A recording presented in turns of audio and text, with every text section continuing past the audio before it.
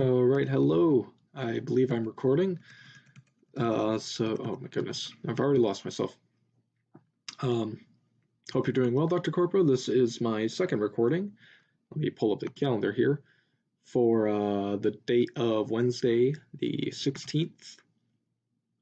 Kind of later in the day, but today I'm just going to be going into the conflict, human security, that kind of thing. I just got to pull up my notes here.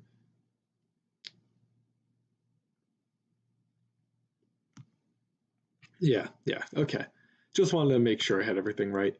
Um, so primarily, I want to be touching on the one video that we watched, the barriers to economic development. You might hear it for a moment. Okay, never mind. That video in particular, as well as the bottom billion. I didn't read through the entire thing, the 200 something pages, but I did get an opportunity to read some of it and um, watch some of the TED Talk that Paul Collier give, and I just want to tie that into what we've been looking at in class, primarily how it seems we plan on segmenting our papers. In the same way in the previous classes I've had you, we've kind of had these matrices going on with however people want to do them, but the way I tend to like to do it is I don't know, the political, social kind of thing up along the top, and then whatever drivers might choose to cut across it. Frankly, I kind of need to get better at how I want to organize that, but that's not exactly the issue now. That's a later date thing. Anyways, when it comes to what we've been watching and reading and doing for class, I'll also touch on the video on Montenegro that we watched. A little bit, again, I think the running theme seems to be that I just kind of have a general lack of the world in a way I should, but this stuff is remarkably new to me. Um, Montenegro was a place in my brain, but the corruption, all of this, was a 27-year reign of presidency, the kind of trying to think, kind of the well input non-state actors. The mafia had been involved in a lot of this. The government seems to be influenced by non-state actors quite heavily, and that seems to be a pretty interesting, pretty full theme that we want to explore here. Um, Sorry, just reading my notes again. But yeah, Montenegro, I don't know, I guess it never really clicked with me, as I had said last week. It never really clicked with me to certain elements of corruption that do exist. Things like censoring the media or controlling the media. Those obviously make sense, and hiring your friends and things like that. But really, the idea of the mafia or some other terrorist organizations, other non-state actors really helping run the show is new to me in terms of the idea of corruption. Um, but Montenegro seems to be a wonderful case, something that you might might have wanted to do for the case studies that everyone is going to be doing, because of how well it fits into the matrices that I brought up. The refugees, the fact that mass unemployment is happening, the information being controlled, threats and assassination by the government of people who choose to slander it, the history, NATO in particular, and their involvement with the fact that um, Montenegro was a part of Serbia when it was bombed by the alliance, and that obviously resulted in a pretty well harbored anti-alliance sentiment there, especially because of the strategic locations that were chosen. And I think that this is actually a pretty prime example of what we might want to be looking at. While it's might be a little outlandish, or a standalone case, as all of these are all their own thing. If you take a look at Operation Car Wash in Brazil, if you take a look at this Montenegrin case, everything's obvious. It's not self-contained, but they're unique and have features to one another that are just not seen elsewhere, and therefore make themselves interesting. Histories that just aren't often touched on. But I guess what I really want to talk about was just the TED Talk and the little bit of reading I was able to get done on the bottom billion, where he opened up with an incredibly good point. The a billion people have been stuck living in stagnant economies for 40 years. What will happen if we give them another 40 years worth of stagnant economy, and how did we get here? And I understand that he's obviously had quite a while to talk about this and listen and read and formulate such a case. But again, my goodness, this is a phenomenal example, something to really dive into, focus on, try to understand, try to make sure nothing goes wrong, and try to put these plans into action, kind of thing. Because he brings up, and while it is a conversational sense, in the TED Talk, he brings up, well, what did we do last time? And looking in, what we did at Europe in a similar situation, Marshall aid, reversing our trade policies, and it was contrary to what he says. Compassion is what we need to get started, but we didn't have compassion at the end of World War II. We just wanted to make sure that there was no encroach of communism, or the Soviet bloc, I guess, at that point. But he touched a lot on what we did then, and how we might be able to emulate that now. Reversing our trade policies, national security, and then came the idea of getting rid of the idea of national sovereignty, which any self-respecting high school student should be able to tell you about in their United States government classes. But now we're not looking at Europe. We're looking at places that don't grace a person's brain very often, or that if they read it in a headline, they won't be able to tell you where it was on a map. And it, we they say that the human brain can't really comprehend or put into shape numbers above like 250. Like, you can't imagine a room full of 250 people, but to say a billion people, 40 years living under stagnant economies in cases where there's really no opportunities for growth and things of that nature, it's remarkable and a little bit frightening, because you can't put it into some sort of mental context or mental confine. The fact that the entirety of like the developing world, if you want to call it that, is kind of experiencing this nature.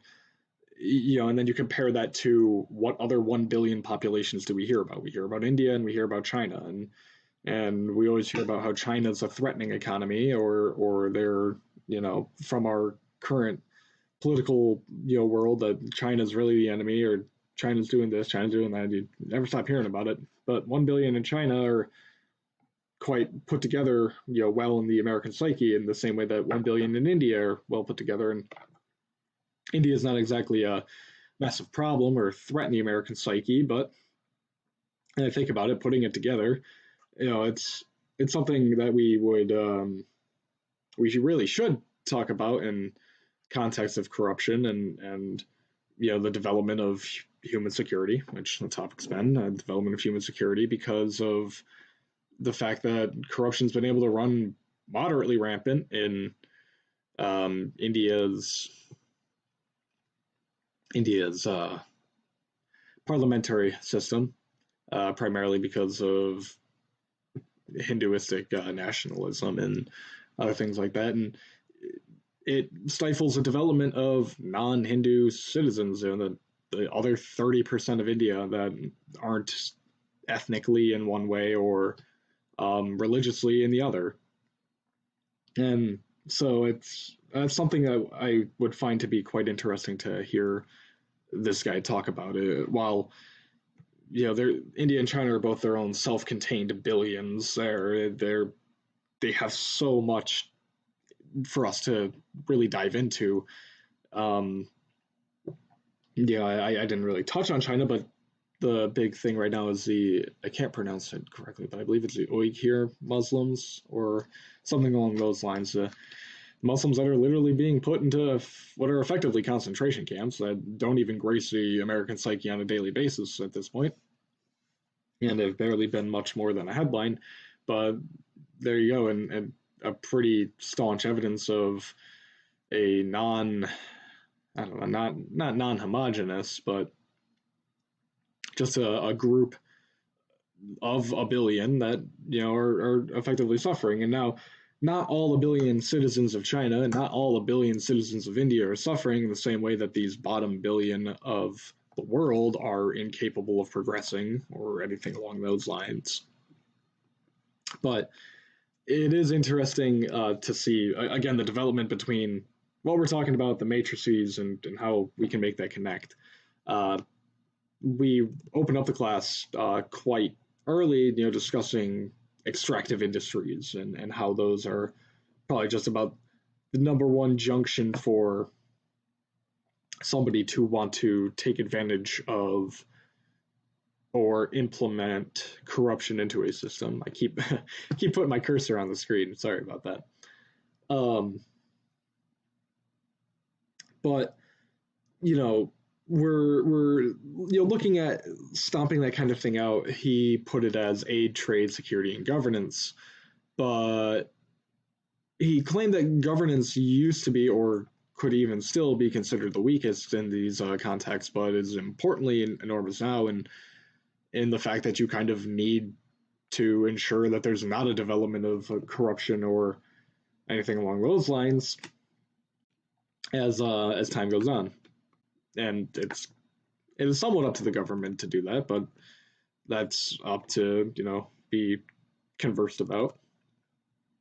Um, a big talking point was commodity booms and the fact that revenue just about always dwarfs aid in locations that we believe it to be necessary, which is something remarkable to me. I mean, obviously, you don't want to be, or well, it's not that you don't want to be, but giving a country so much in aid, could I don't know the exact ramifications of that, but it's probably not a good thing to be giving almost their entire GDP or whatever quantifier is there as a form of aid.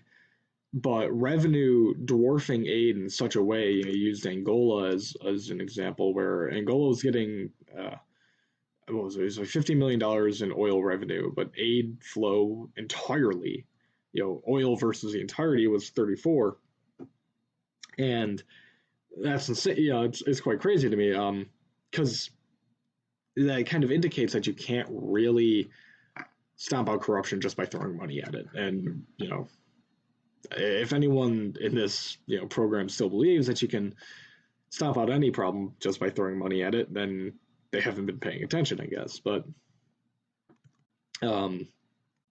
it's just interesting. It brings up the question, well, how do you get rid of it at that point? You can do aid, you can do trade, you can do governance, and you can do security. But I guess he had said that it boils down to good governance, where these commodity-based economies boom in the short term, and everyone's happy about it, and then they become part of the bottom billion.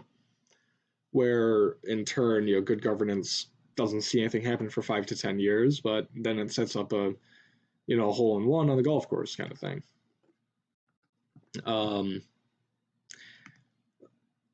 Oops, it's lagging a bit. He had brought up that the spread of democracy is really a big factor to change, currently. And he actually said that it's primarily adverse. Democracy's spread in these cases has not been a good thing. he said that it makes a mess of the resource booms, and that could certainly be seen as true today. If you were to see some form of a resource boom in American politics, you have to wonder how messy a situation that would properly be, regardless of what it was. If all of a sudden in the state of Iowa we discovered, the greatest oil reserve ever known on Earth, it'd be a messy problem. It'd be a messy thing. Corruption would most likely surface in a way to, whether or not it's in the matter or the hands of the government, the government, the government would be involved. And it's just an interesting hypothetical to pose to understand how democracies really do adversely affect these developments. But he said it's primarily the electoral competition, which is kind of what I touched on there. You'd have left and right, at their throats even further than, what we're currently experiencing. Sorry, I lost my train of thought. You'd have left and right, really, really at each other more, especially if you were to use the oil idea, that the elements of environmentalism would really come out and therefore further muddy stuff up, because if one candidate says, "Oh, we want to take care," or "We want to use it," and the other says, "We don't," well, you have a mess.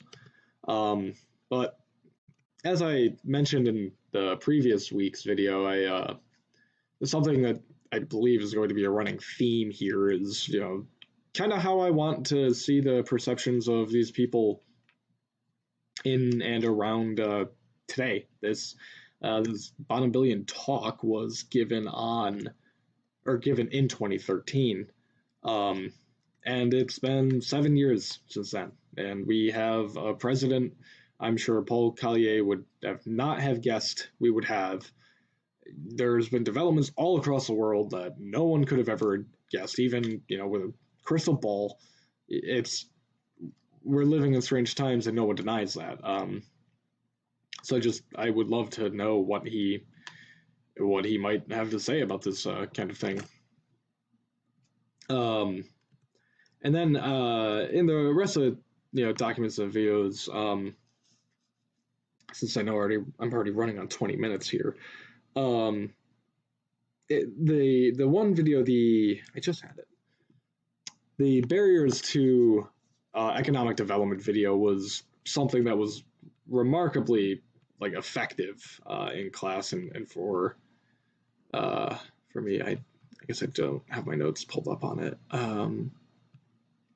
Oh no, I do. Okay. And these are more elements, really, if you wanted to take it in this fashion. These are more elements that one could tack on to matrix, or whether or not they're pieces of evidence, they're pieces that we need to consider. The development traps, the barriers to development.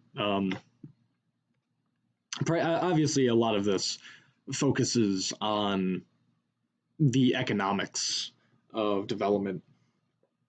But then again, a lot of that just kind of comes down to it in these sorts of cases. Infrastructure, the nature of a financial system. A really interesting point that he brought up, being a barrier to development that we discussed, would be, the banking account percentage example. The female banking account percentage example, where so few females had banking accounts in weaker or more corrupt or yada yada economies, but in better economies, or ones that we would prefer to emulate, talk about, see ones that we wouldn't consider to be corrupt, you have a higher quantity of female banking accounts, which gender is obviously always a role, something that you need to admit into these discussions. But really, that sort of discussion is just nothing I'd ever considered at that point.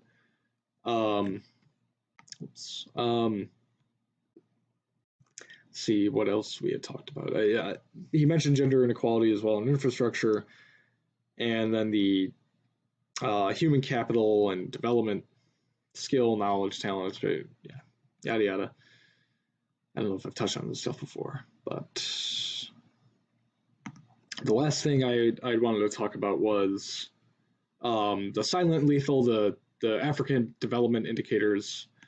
And again, I didn't get the opportunity to go through all of this entirely, but really, this is just a prime example of what the bottom billion discussion was on. It's good to be able to look at all these together because once I get the opportunity to finish off this silent lethal reading, I would certainly be able to add more. Now it's just a good time for me to film this.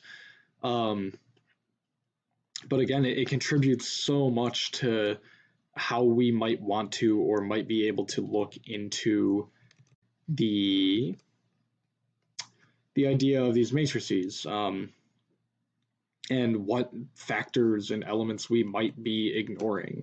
They call it silent lethal, how quiet corruption undermines Africa's development, and it's good to see the idea of the iceberg that they bring into it, where you've mentioned it, where oh, don't get caught up on the flashy, don't get caught up, just talk about what was wrong, talk about the corruption itself.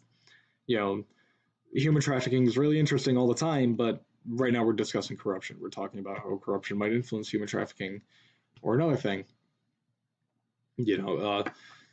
But we always want to get caught up in that, but so much more of corruption is that under portion of the iceberg, is that quiet corruption that we don't really talk about, that doesn't get pushed up to the surface until years later, or someone slips up, kind of thing. And even then, unless it's between notable figures, it really doesn't matter to us. And this is just eye-opening to how one might need to look into this. That document's a really great example of how, at least for me, I do know I can draw quite a lot, because I know I'm going to get caught up in the flashy. I know I'm going to want to talk about things that aren't exactly relevant, or well, they might be relevant, but they're not pertinent and important to the case. And therefore I'm just looking to get through the rest of that document. But I pushed about 22 minutes here, so I'm going to call it there. So this is the second of the videos, and I will see you in the next one. Thank you.